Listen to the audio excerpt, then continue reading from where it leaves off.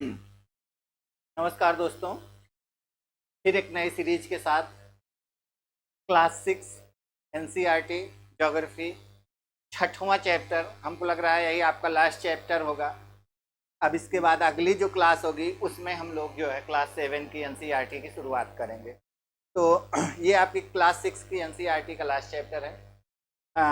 और हम लोग क्या करेंगे, आप लोगों को लाइव क्लास भी शुरू करने वाले हैं। तो अगली क्लास जो भी होगी आपकी लाइव क्लास होगी, उसका समय बता दिया जाएगा, यूट्यूब पर शेड्यूल मिल जाएगा। आप लोगों को यह क्लास निःशुल्क मिलेगी। तो पूरी एनसीईआरटी हम लोगों को आप लोगों को प्रोवाइड करवाना है। एक ही नहीं, हिस्ट्री भी, पॉलिटी भी और अन्य जो भी हैं, एक से लेके सॉरी 1 से 6 से लेके 12 तक के जितने भी एमसीक्यू हम लोग बना सकेंगे उसको बनाएंगे और नए ढंग से आपको प्रोवाइड करेंगे। आइए हम लोग देखते हैं कि जो ये आपका क्लास 6 का छठा चैप्टर है, पृथ्वी की प्रमुख भू आकृतियाँ, उसकी चर्चा करते हैं। कहाँ कौन सी आकृतियाँ किस टाइप की पाई जाती हैं उसको देखा जाए। तो पहला क्वेश्चन हम लोग पहुँचते हैं और उस पर देखते हैं कि उसका क्या आंसर होगा। आइए शुरुआत करते हैं पहले क्वेश्चन की। ठीक, आइए क्वेश्चन क्या है कि पृथ्वी की सतह के निरंतर क्षरण को कौन सा शब्द संदर्भित करता है। इसका सही आंसर ऑप्शन ए में दिया है ऊंचाई, बी दिया है उत्थान, सी दिया है कटाव, डी दिया है निक्षेप। क्या हो जाएगा आंसर? क्या हो जाएगा इसका? कटाव। चलिए अगला क्वेश्चन है। अगला है कि इस प्रक्रिया में पृथ्वी की सतह का निरंतर पुनर्निर्माण शामिल है। उत्थान, निक्षेप, कटाव, घटाव। इसका सही आंसर क्या हो जाएगा? उत्थान हो जाएगा, ऐसा ही ना ना उत्थान तो ठीक है। इस प्रक्रिया में पृथ्वी की सतह का निरंतर पुनर्निर्माण शामिल है। इसमें आपका हो जाएगा उत्थान, क्या पुनर्निर्माण की बात कर रहा है, इसलिए इसका आंसर आपका हो जाएगा क्या? निक्षेपण। क्या हो जाएगा? निक्षेपण। क्या? निक्षेप, ऑप्शन डी। अगला अगला देखा, झटके में काम नहीं होना चाहिए, झटके में ही काम होगा तो आंसर गलत भी हो सकता है। आइए अगला क्वेश्चन है कि किस भूआकृति की विशेषता उच्च ऊंचाई और तीव्र ढलान है। पर्वत, पठार, मैदान, घाटी। इसका क्या आंसर हो जाएगा? ऑप्शन ए क्या हो जाएगा? पर्वत। पर्वत भाई ऐसे ही होगा ना, इसमें आपका क्या होगा, यहाँ चोटी होगी तो तीव्र ढलान, ऊंचाई अधिक, तो ये आपके पर्वत हो गए। आइए अगला क्वेश्चन। फिर आपका है कौन सी भू आकृति कम ऊंचाई और हल्की ढलान वाली अपेक्षाकृत समतल होती है। अब इसमें दिया है पहाड़, फिर दिया है पठार, फिर आपका दिया है मैदान, फिर आपका दिया है घाटी। इसका क्या आंसर हो जाएगा? अरे इसका 4 नंबर, 4 नंबर का आंसर क्या हो जाएगा? मैदान। क्या? मैदान हो जाएगा। आइए अगला। अब मैदान क्या होता है? समतल होता है। अगला क्वेश्चन है। अगला अगला क्वेश्चन बहुत नीचे तक चला गया, बहुत लंबा क्वेश्चन है। इस प्रकार के पर्वत का निर्माण तब होता है जब बड़े क्षेत्र टूट जाते हैं और ऊर्ध्वाधर रूप से विस्थापित हो जाते हैं, जिसके परिणाम स्वरूप ऊपर उठे हुए खंड को हॉर्स कहा जाता है और निचले खंड को ग्रेवेन कहा जाता है। अब ये बताइए, ऑप्शन ए बलित पर्वत, बी ब्लॉक पर्वत, सी ज्वालामुखी पर्वत, डी डोम पर्वत। इसका सही आंसर क्या हो जाएगा? ब्लॉक पर्वत हो जाएगा। ये आपका इसमें वही है कि बीच का भाग बच जाएगा और दोनों तरफ क्या हो जाएगा? फंस जाएगा, है ना। यही आपका ब्लैक माउंटेन हो गया। आगे चलें। दिया क्या है?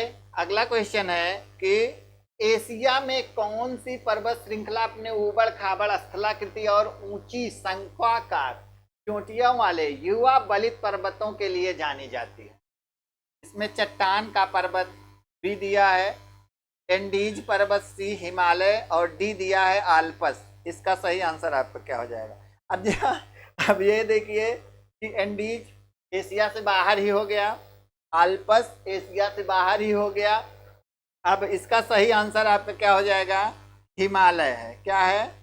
हिमालय। एंडी कहाँ है? आल्पस और एंडी कहाँ है?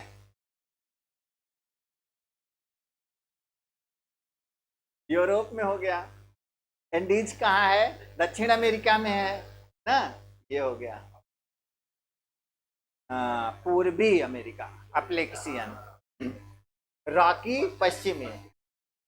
अब आप चलिए आगे चलते हैं। उत्तरी अमेरिका में कौन सी पर्वत श्रृंखला गोलाकार विशेषताओं और कम ऊंचाई की विशेषताएं रखता है, जो इसकी उम्र को बहुत पुराने बलित पर्वत के रूप में दर्शाती है?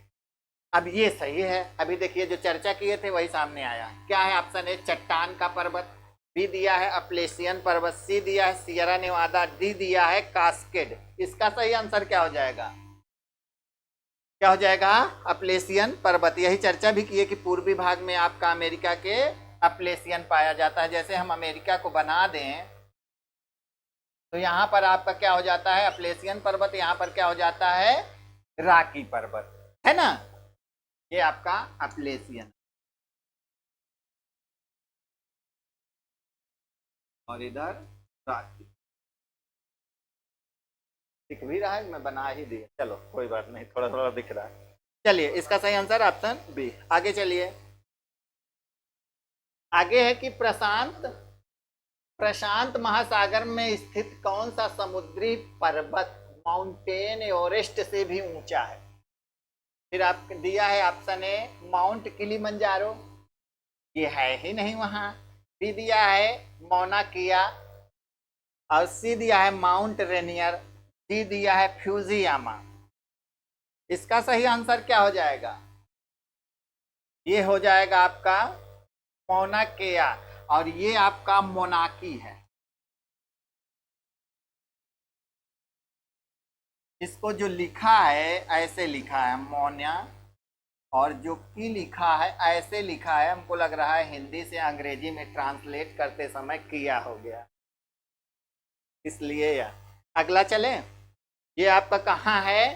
तो आपका वो प्रशांत महासागर का कौन सा द्वीप समूह है? हवाई द्वीप समूह। हवाई द्वीप समूह पे अवस्थित एक द्वीप है, और आपको इसको हवाई द्वीप समूह को क्या कहा जाता है? तो प्रशांत महासागर का चौराहा। अगला चलें। अगला क्वेश्चन है कि कौन सा शब्द बड़े क्षेत्रों को संदर्भित करता है जो ब्लैक पर्वतों के निर्माण में लंबवत रूप से टूट जाते हैं और विस्थापित हो जाते हैं? अब इसको देखिए, घाटियां, फॉर्ट्स, क्रेवन, पठार। इसका सही आंसर आप लोग बता दीजिए, क्या होगा? फॉर्ट्स है ना, इसका सही आंसर फॉर्ट्स। अभी ऊपर भी वही हॉट्स और ब्लैक माउंटेन, और यहाँ फिर आइए अगला क्वेश्चन।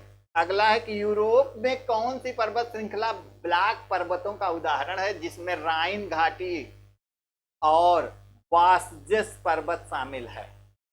अब बताइए, आल्पस, पिरेनीज, बी, सी दिया है एपेनिस, ये हो जाएगा एपेनाइन हमको लग रहा है, और ये आपका कार्पेंथियन। इसमें क्या हो जाएगा? इसका सही आंसर, इसका सही आंसर आपका है आल्पस। क्या है? आल्पस। आइए अगला। अगला है कि ज्वालामुखीय गतिविधि के कारण किस प्रकार के किस प्रकार के पर्वतों का निर्माण होता है? ऑप्शन ए बलित पर्वत, बी ब्लैक पर्वत, सी ज्वालामुखी पर्वत, डी डोम पर्वत। इसका सही आंसर क्या हो जाएगा? ज्वालामुखी पर्वत। कौन सा है? दक्षिण अफ्रीका की सबसे ऊंची चोटी जो है किलिमंजारो, यह क्या है? ज्वालामुखी पर्वत ही है ना। आइए अगला। अगला है आपका कि अफ्रीका का कौन सा पर्वत ज्वालामुखी पर्वत का उदाहरण है। हम लोग पहले ही आंसर कर चुके हैं कि दिया है option A Mount Everest, B दिया है माउंट किलिमंजारो, सी दिया है माउंट मैकिनले, डी दिया है माउंट एल्ब्रुस। इसमें सही आंसर क्या हो जाएगा? Option B. क्या हो जाएगा? B, Mount Kilimanjaro. आइए अगला। अगला जो क्वेश्चन है अगर उसकी बात करते हैं तो 13 नंबर, ब्लॉक पर्वतों के निर्माण में बने निचले ब्लॉकों को कौन सा शब्द संदर्भित करता है? अब इसमें दिया हॉर्स, हाटी, सी पठार, डी ग्रेवेन। इसका सही आंसर क्या हो जाएगा? ग्रेवेन दिया है ना, इसका सही आंसर क्या हो जाएगा? ग्रेवेन।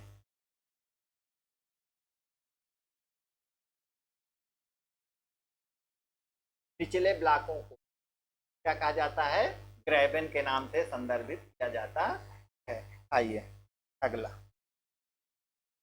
अगला दिया है हिमालय जैसे पर्वतीय क्षेत्रों में कौन सी गतिविधि लोकप्रिय है जहां प्रतिभागी पैराशूट जैसी छतरी का उपयोग करके हवा में उड़ते हैं? रॉक क्लिविंग, रिवर राफ्टिंग, पैराग्लाइडिंग, लंबी पैदल यात्रा। वो पैराग्लाइड कहा ही जाता है। क्या हो जाएगा सही आंसर? पैराग्लाइडिंग। अगला। अगला है कि किस खेल में हवा वाली नाव से नदी की तेज धाराओं में उतरना शामिल है जो अक्सर हिमालय जैसे पहाड़ी क्षेत्रों में खेला जाता है? स्कीइंग, बी दिया है रिवर राफ्टिंग, सी दिया है हैंग ग्लाइडिंग, डी दिया है माउंटेन बाइकिंग। क्या हो जाएगा इसका सही आंसर? River rafting. और रिवर राफ्टिंग खूब होती है ऋषिकेश से हरिद्वार तक। हम लोग तो गए हैं तो वहां देखे हैं, मैं नहीं किया हूं, लेकिन खूब लोग करते हैं। आगे। जब धाराओं पहुंचती है जहां ऊंचा होता है ऐसे, ऐसे होता है। आगे चलो 16 में आपका है हिमालय जैसे पर्वतीय क्षेत्रों में प्रचलित एक लोकप्रिय शीतकालीन खेल क्या है जिसमें बर्फ से ढकी ढलानों पर नीचे की ओर फिसलना शामिल है? इसमें दिया है ऑप्शन ए स्क्यूबा डाइविंग, अब यह हो जाएगा ड्राइविंग, और बी दिया है स्कीइंग, सी दिया है सर्फिंग, डी दिया है स्केट बोर्डिंग। इसका सही आंसर क्या है? स्कीइंग। बहुत सही। अगला। अगला क्वेश्चन है कि एक लोकप्रिय हवाई खेल कौन सा है जिसमें प्रतिभागी जैसे इलाके से लॉन्च किए गए हल्के गैर मोटर चालित विमान का उपयोग करके हवा में उड़ते हैं? Option A paragliding, B hang gliding, C sky diving, D रस्सी बांधकर कूदना। इसका सही आंसर क्या है? Hang gliding. आइए अगला। अगला हिमालय जैसे पर्वतीय क्षेत्रों में प्रचलित एक लोकप्रिय मनोरंजक गतिविधि क्या है जिसमें पैदल पगडंडियां और रास्ते तलाशना शामिल है? अब इसमें देखिए ऑप्शन ए दिया है कि रस्सी बांधकर कूदना, बी दिया है माउंटेन बाइकिंग, सी दिया है रॉक क्लिम्बिंग, और डी दिया है लंबी पैदल यात्रा। इसका सही आंसर क्या है? हाँ, डी लंबी पैदल यात्रा। आइए अगला। 18 हो गया। 19, क्या शब्द एक ऊंची समतल भूमि को संदर्भित करता है जिसके आसपास के क्षेत्रों के ऊपर एक सपाट शीर्ष वाली टेबल भूमि होती है? हाथी ऑप्शन ए, बी पर्वत, डी पठार, और सॉरी सी पठार, डी घाटी। इसमें दो ऑप्शन घाटी ही हो गया है, कोई बात नहीं। इसका आंसर बताइए, इसका आंसर क्या हो जाएगा? पठार। क्या हो जाएगा? पठार। ऐसे ही तो पठार होता है भाई। ऊपर क्या हो जाएगा? मेजनुमा समतल या टेबल नुमा भाग पाया जाता है, यही आपका क्या हो जाता है? पठारी भाग। अब ये हो गया आपका इसका सही आंसर ऑप्शन। अगला, अगला है 20 नंबर। 20 नंबर में दिया है कि भारत में कौन सा पठार सबसे पुराने पठारों में से एक है, एक होने के लिए जाना जाता है और लोहा, कोयला और मैग्नीज जैसे खनिज से समृद्ध है। ऑप्शन ए दक्कन का पठार, बी तिब्बत का पठार, सी पूर्वी अफ्रीका का पठार, डी ऑस्ट्रेलिया का पश्चिमी पठार। सही आंसर।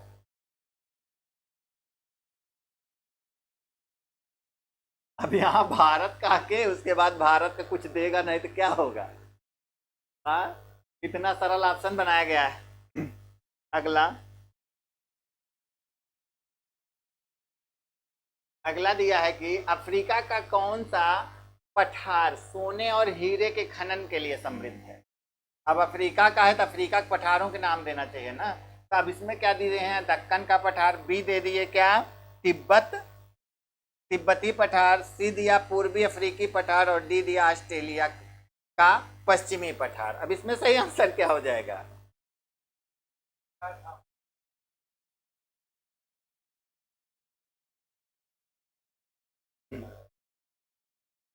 वो आपका काला हांडी वाला का रहेगा, काला हारी का मरुस्थल है।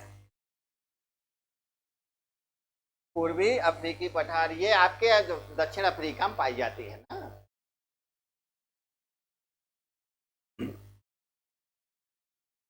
पूर्वी अफ्रीका का पठार।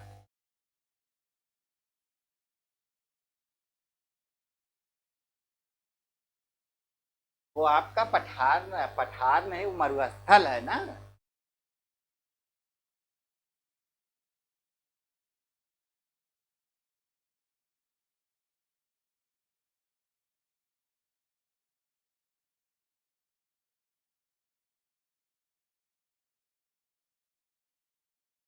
अगला चले, समुद्र तल से 4000 से 6000 मीटर की ऊंचाई वाला कौन सा पठार दुनिया के सबसे ऊंचे पठार के रूप में जाना जाता है। अब आपका दक्कन का पठार, बी तिब्बती पठार, सी पूर्वी अफ्रीकी पठार, डी ऑस्ट्रेलिया का पश्चिमी पठार। क्या ऑप्शन हो जाएगा सही? तिब्बत ना भाई, 4 से 6 तिब्बत का पठार। अगला, लावा पठारों में आमतौर पर किस प्रकार की मिट्टी पाई जाती है जो अपनी उर्वरता और खेती के लिए उपयुक्तता के लिए जानी जाती है। ऑप्शन है लाल मिट्टी, बी काली मिट्टी, सी बलुई मिट्टी, डी रेत मिट्टी।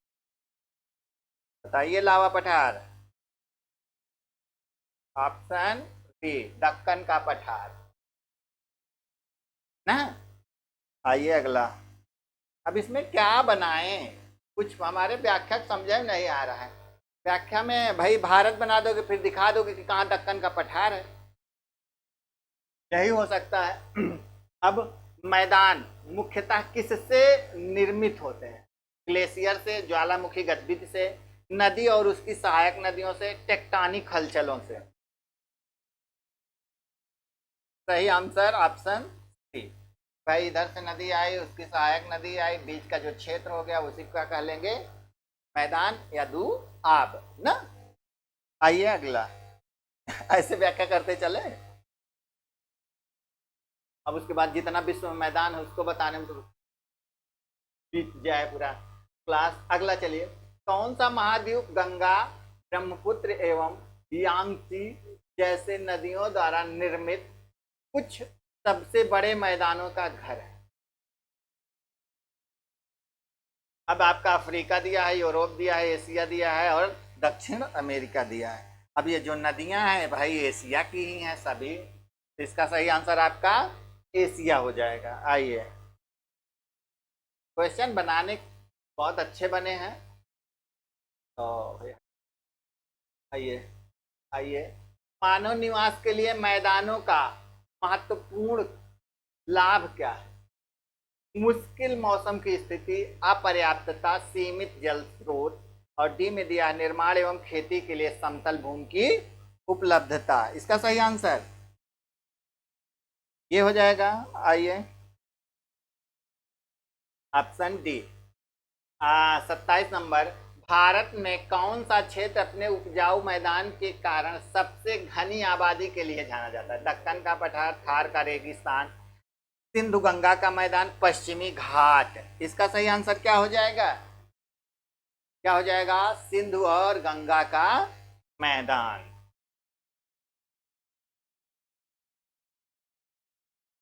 अगला दिया है कि मैदानी इलाकों की उर्वरता में योगदान देने वाला प्राथमिक कारक क्या है?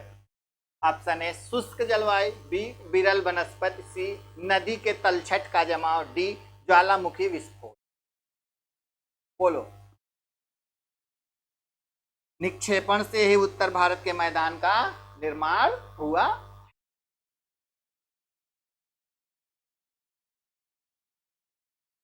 अगला है कि किस प्रकार की भू-आकृति कृषि और निर्माण के लिए उपयुक्त होने के कारण आमतौर पर बेहतर जीवन स्थितियां प्रदान करता है? ऑप्शन ए पहाड़, बी रेगिस्तान, सी पठार, और डी मैदान। इसका सही आंसर क्या हो जाएगा? मैदान। क्या हो जाएगा? मैदान। आइए अगला।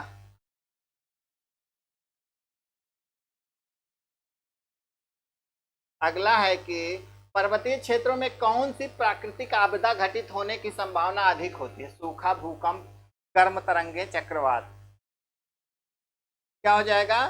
भूकंप। अगला अगला दिया है कि भूमि के व्यर्थ उपयोग का एक उदाहरण क्या है? ऑप्शन ए उपजाऊ भूमि पर मकान बनाना, बी पर्वतीय क्षेत्रों पर सड़कें बनाना, सी कृषि प्रयोजनों के लिए मैदानों का उपयोग करना, डी जल स्रोतों के निकट उद्योग स्थापित करना। सही सही आंसर इसका क्या है? 31 नंबर,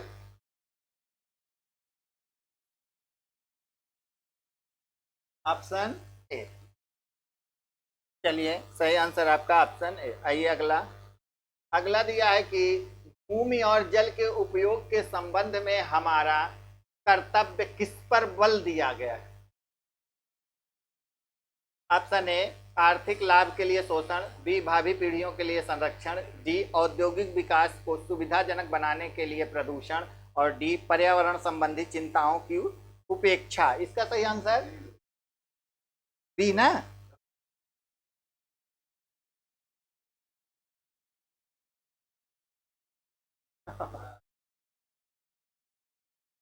चलिए अगला। अगला है आपका द लास्ट, नहीं लास्ट, द लास्ट नहीं, लास्ट 35 ही था ना। हाँ, तो किस भू आकृति को तूफान और बाढ़ जैसी प्राकृतिक आपदाओं के प्रति विशेष रूप से संवेदनशील बताया गया है? पठार, रेगिस्तान, पहाड़, घाटी।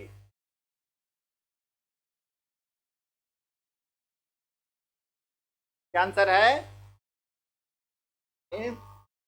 पहाड़ों में ना, सर्वाधिक यही होगा ही। इसका सही आंसर आपका क्या हो गया? पहाड़। इस तरह आपका जो है क्या कहते हैं, आपका यह जो है क्लास 6 की एनसीईआरटी समाप्त घोषित होती है। और अब कल से नेक्स्ट क्लास से हम लोग क्लास 7 की एनसीईआरटी का शुरुआत करेंगे। और आप लोग जो है जुड़ने की कोशिश करिएगा। लाइव क्लास भी हम लोग शुरू करने वाले हैं बहुत जल्दी ही। टाइम भी बता दिया जाएगा कि कब रहेगा, फिर शेड्यूल भी पड़ेगा, आपको शेयर भी किया जाएगा कि कितने बजे से क्लास रहेगी, आप लोग उसमें उपस्थित होइएगा। तो आज की यह क्लास यहीं समाप्त घोषित की जा रही है। Thank you all of you.